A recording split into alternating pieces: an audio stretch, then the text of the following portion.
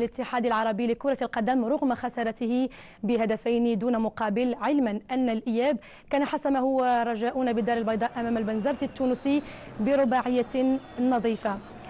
أول هدف البنزرتي حمل بصمة علي المشابي في الدقيقة 8 كما سنعاين.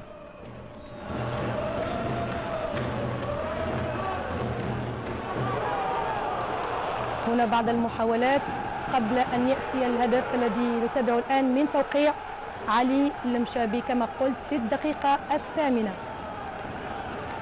بعد ذلك وبالضبط في الدقيقة 8 بعد 30 سنعاين كيف ضاعف فريق البنزرتي التونسي من الحصة بهدف ثان، هذه المرة حمل بصمة آدم الرجيبي.